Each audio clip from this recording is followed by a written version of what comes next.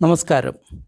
നിങ്ങളുടെ രോഗം വാതത്തിൻ്റെ കാരണമാലാണോ, പിത്തത്തിൻ്റെ കാരണമാലാണോ, കഫത്തിൻ്റെ കാരണം കൊണ്ടാണോ ഉണ്ടാകുന്നത് എന്ന് നിങ്ങൾ അറിയുന്നത് വളരെ നല്ലതാണ്. ഇങ്ങനെ നിങ്ങൾക്ക് തന്നെ ഇതിനെപ്പറ്റി അറിയുകയാണെങ്കിൽ തീർച്ചയായിട്ടും അതിനു വേണ്ടിയിട്ടുള്ള ചികിത്സകൾ നിങ്ങൾക്ക് സ്വീകരിക്കാവുന്നതാണ്.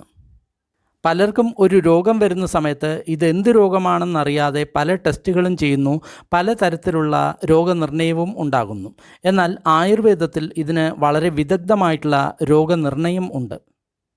നമുക്ക് ആദ്യം വാതത്തിൻ്റെ രോഗങ്ങളും അതിൻ്റെ ചികിത്സകളെയും പറ്റി ഈ ഒരു വീഡിയോയിൽ പറയാം. ഈ രോഗങ്ങളെല്ലാം നിങ്ങൾക്ക് ഉണ്ടെങ്കിൽ, അതിന് വാതത്തിൻ്റെ ലക്ഷണം ഉണ്ട് എങ്കിൽ അത് വാതരോഗങ്ങളാണ് എന്ന് നിങ്ങൾ കരുതണം. ആയുർവേദത്തിൽ 80 തരം വാതരോഗങ്ങളെക്കുറിച്ച് പറയുന്നുണ്ട്. വാതരോഗങ്ങൾ അസംഖ്യമാണ്, പക്ഷേ 80 പ്രമുഖമായവയെക്കുറിച്ചിട്ടാണ് ഇവിടെ പറയുന്നത്. ഇവിടെ വാതം എന്ന് പറയുന്നത് നമ്മൾ സാധാരണ പറയുന്ന വാതരോഗമല്ല, ശരീരത്തിലെ ത്രിദോഷങ്ങളായിട്ടുള്ള വാതമാണ് എന്ന് അറിയണം. വാതം, പിത്തം, കഫം ഇവയാണ് ത്രിദോഷങ്ങൾ. ഇനി വാതം കൊണ്ടുണ്ടാകുന്ന രോഗങ്ങളും അവയുടെ ചികിത്സയും നമ്മൾക്ക് നോക്കാം. ഒന്നാമത്തത് നഖഭേദം എന്ന് പറയും, അല്ലെങ്കിൽ നഖത്തിനുണ്ടാകുന്ന വ്യത്യാസം. 2 കാലിൻ്റെ അടി കീറുക. 3 കാലുകളിൽ വേദന. 4 കാല് വെച്ച സ്ഥലത്ത് നിൽക്കാതിരിക്കുക. 5 കാലിൻ്റെ തരിപ്പ്. കണങ്കാലിലും സന്ധിയിലും ഉള്ള വാതകോപം. 7 ഞെരിയാണിയിൽ ഉള്ള പിടുത്തം. 8 മസിൽ ഉരുണ്ടുകയറ്റം. 9 സിയാറ്റിക്ക എന്ന് പറയുന്ന രോഗം. 10 മുട്ടിലുള്ള ഭയങ്കര വേദന. 11 മുട്ട് സന്ധിയിൽ നിന്ന് വിട്ടുപോകുക. 12 ഊരു സ്തംഭം. 13 തുട തളർച്ച. 14 ഞൊണ്ടിക്കൊണ്ട് നടക്കുക. 15 മൂലം പുറത്തേക്ക് തള്ളുക. 16 ഗുദത്തിലുണ്ടാകുന്ന പ്രശ്നങ്ങൾ. 17 വൃഷണം മേൽപോട്ട് കയറുക. 18 ലിംഗത്തിൻ്റെ സ്തംഭനം ഉണ്ടാകുക. 19 കഴലവീക്കം ഉണ്ടാകുക. 20 ചന്തിയിൽ പിളർക്കുന്നത് പോലെയുള്ള വേദന. 21 വയറിളക്കം. 22 വയറിൽ ഒരുപാട് ഗ്യാസ് നിറയുക. 23 ഒരു കാൽ മുടന്തി നടക്കുക. 24 ഉയരം കുറവ്. 25 അരക്കെട്ടിൽ പിടുത്തം. 26 പുറം വേദന അല്ലെങ്കിൽ നടുവേദന. 27 വാരിയ എല്ലുകളിൽ വേദന. 28 വയറ്റിൽ വേദന. 29 ഹൃദയം പ്രവർത്തിക്കുന്നത് നിൽക്കുക. 30 ഹൃദയമിടിപ്പിന് വേഗത കൂടുക. 31 നെഞ്ചിൽ ഉരസുന്നത് പോലെ തോന്നുക. 32 നെഞ്ചിൽ തടസ്സം. 33 നെഞ്ചിൽ കുത്തിനോവ്. 34 കൈ ഉയർത്താൻ പറ്റായ്മ. 35 താടിയെല്ല് സ്തംഭിക്കൽ. 36 മുഖം സ്തംഭിക്കൽ. 37 കഴുത്തിൽ ശുഷ്കത ഉണ്ടാകുക, ഹനുസ്തംഭം. 39 ചുണ്ട് കീറൽ. 40 കണ്ണ് സ്തംഭിക്കുക. 41 ദന്തം ഇളകുക. 42 ദന്തം സ്ഥാനം തെറ്റുക. 43 സംസാരിക്കാൻ കഴിയായ്മ. 44 ശരിയായിട്ടുള്ള വാക്കുകൾ വരായ്മ. 45 വാക്സംഗം. 46 വായ ചവർപ്പ്. 47 വായ വരൾച്ചർ. 48 ഒരു ടേസ്റ്റും അറിയായ്മ.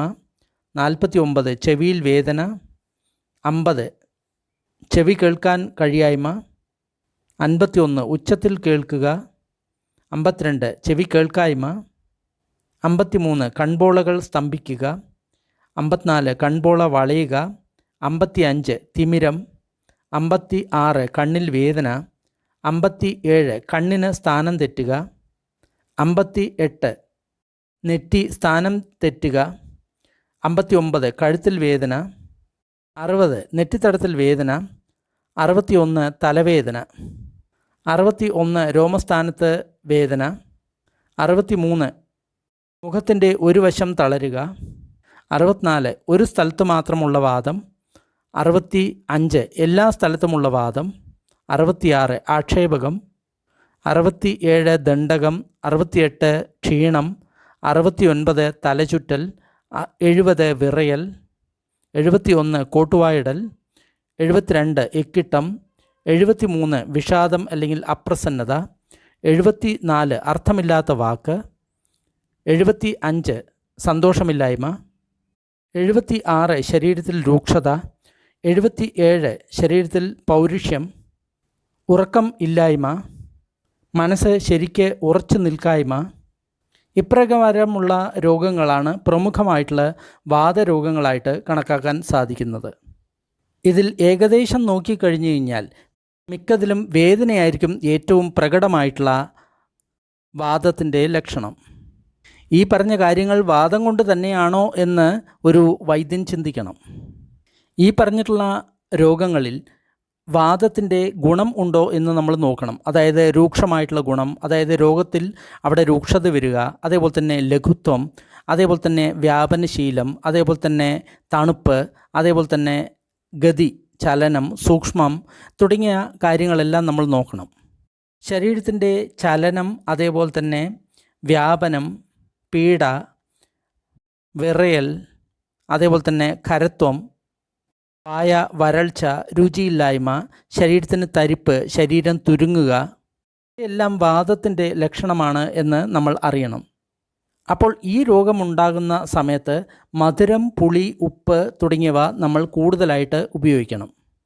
എണ്ണ തേപ്പ് വളരെ കാര്യമായിട്ട് നമ്മൾ നടത്തണം.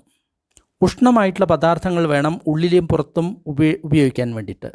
സ്നേഹപാനം, അതായത് എണ്ണ, നെയ്യ് തുടങ്ങിയവ കുടിക്കൽ, അതേപോലെ തന്നെ വിയർപ്പിക്കൽ, കഷായവസ്തി, സ്നേഹവസ്തി, നസ്യം അല്ലെങ്കിൽ മൂക്കിൽ എണ്ണയൊഴിക്കൽ.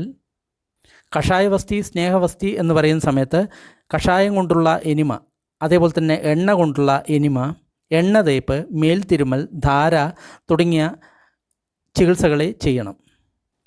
ഈ വാതരോഗങ്ങൾക്ക് ഏറ്റവും പ്രധാനപ്പെട്ട ചികിത്സ എന്ന് പറയുന്നത് വസ്തി ചികിത്സയാണ്. അതായത് മലദ്വാരത്തിൽ കൂടി എണ്ണ അല്ലെങ്കിൽ കഷായം ഇവ കയറ്റുക എന്നുള്ള ചികിത്സയാണ്. ബസ്തിയാണ് ഈ വാതരോഗങ്ങൾക്കുള്ള ഏറ്റവും പ്രധാനപ്പെട്ട ചികിത്സ എന്ന് നമ്മൾ അറിയണം. അപ്പോൾ നമ്മൾ വാതരോഗങ്ങൾ ഏതെല്ലാമെന്ന് കണ്ടു. ഈ വാതരോഗങ്ങളിൽ വാതത്തിൻ്റെ ലക്ഷണങ്ങൾ എന്തെല്ലാമെന്ന് നമ്മൾ കണ്ടു. വാതപിത്ത കഫങ്ങളെക്കുറിച്ചുള്ള സിദ്ധാന്തങ്ങളെ ലളിതമായിട്ട് വിവരിക്കുന്ന വീഡിയോകൾ ഈ ചാനലിൽ ഉണ്ട്. അത് നിങ്ങൾ കാണുക. ഈ രോഗങ്ങളിൽ വാതത്തിൻ്റെ ലക്ഷണങ്ങൾ നിങ്ങൾക്ക് കാണുന്നു എങ്കിൽ അത് വാതരോഗമാണെന്ന് നിങ്ങൾക്ക് ഉറപ്പിക്കാം. അതിനനുസരിച്ചുള്ള ചികിത്സ നിങ്ങൾ ചെയ്യുകയാണെങ്കിൽ ഈ രോഗത്തിൽ നിന്ന് നിങ്ങൾക്ക് വളരെ എളുപ്പത്തിൽ മുക്തി കിട്ടുന്നതാണ്. വന്ന രോഗം മാറാനും രോഗം വരാതിരിക്കാനും വേണ്ടിയിട്ട് ആയുർവേദ, സിദ്ധ, ഹോമിയോ, യുനാനി, പ്രകൃതി ചികിത്സ തുടങ്ങിയ ചികിത്സകൾ സ്വീകരിക്കുക.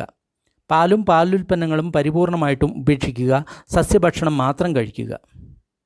ഇങ്ങനെ ചെയ്യുകയാണെങ്കിൽ വന്ന രോഗം പെട്ടെന്ന് മാറുകയും രോഗം വരാതിരിക്കുകയും ചെയ്യും.